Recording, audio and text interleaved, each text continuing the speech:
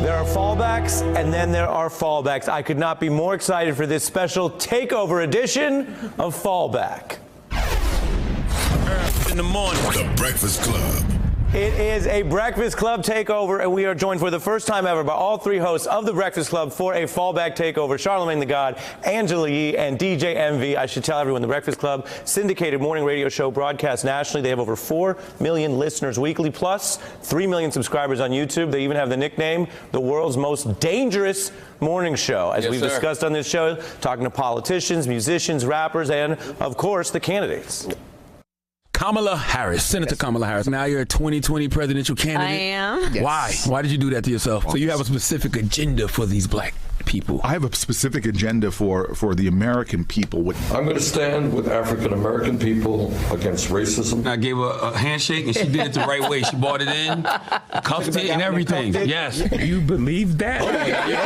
You got a prayer for us, Cardi? End us in a prayer. All right, let's do it. Come on. I'm praying for me. I know that hurt, did he? No. Let me smell your neck. Wow. You listen to the show? Yes, I listen to the show, but like so does everybody else in the world. Everybody else in the world. Hey. Thank you for coming to Fallback in the Beat. Charlamagne, who needs to fall back? I think Floyd Mayweather needs to fall back.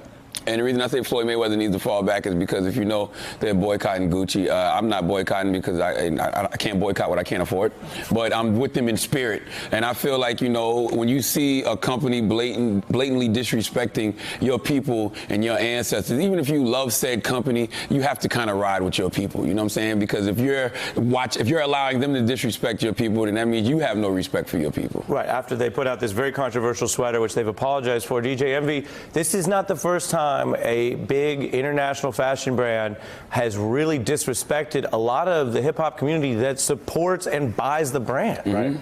And you know, at first I didn't necessarily see it. I was like, it's a turtleneck. But then when you start seeing the pictures and the comparisons, you're like, wow, this is really disrespectful. Those are Sambo lips. Absolutely. Yeah. Angela, on your list, who needs to fall back? Well, I was looking at a story in North Carolina, and a substitute teacher told these elementary school students that Martin Luther King Jr. was not assassinated, he actually committed suicide. Yikes. And then when one of the students, 10-year-old Nathan, stood up to correct the teacher, she told him that he was prison-bound because he had on athletic wear. Wow. Who, Martin Luther King? No, the student. Oh, I thought Martin Luther King got shot in the suit. I thought he had a suit. He said to the teacher, you're wrong. Martin Luther King was assassinated. And she told that student, that 10-year-old student, Nathan, you're going to jail because of what you have on. First of all, Charlamagne will always find a way to get the joke in, even at the most serious moment. I thought he had Yeezys on. I thought that's what she said. I didn't know. Yikes.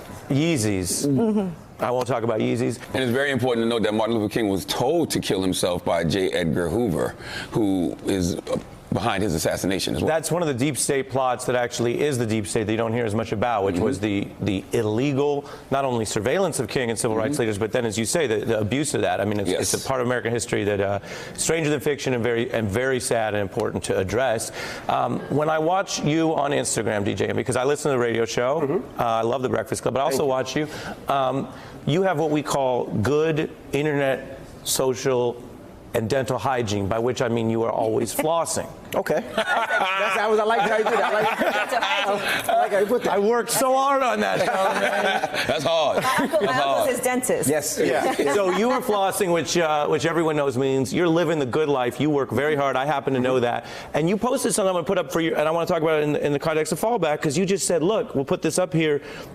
You've got people thinking that we're just partying. No, we are talking business, real estate, building jobs. What are you trying to say here? I want people to fall back. I want them to stop buying expensive belts, buying expensive sneakers, buying all these bottles in the club and staying in VIP sections and buying expensive cars if they don't have anything for the future. I want people to start preparing for the future. Make sure they have generational wealth. We look at everybody else that has power, and money is the cause of that a lot of the times. And a lot of times we don't have power because we don't have anything. We don't have power. We don't own our own communities, and we have to start. And that goes with maybe not buying those $150 pair of sneakers, or that $1,000 belt, or that $1,000 t-shirt, or that $100,000 car if we can't afford it. We have to create that wealth. And you're arguing for that while you are shining. I am shining, but I also like a hockey rink. I mean, I also own 100 units in real estate. I have a podcast. I have a soda. We have a juice bar. We have the Breakfast Club. I do clubs. I do shows. I do parties,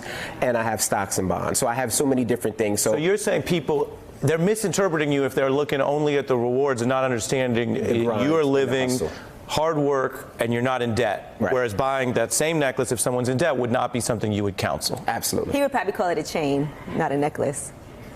Did I mess up? It's a chain, but we let you live. We let you live. I mean, is it one chain or is it two chains? It's 4 chains.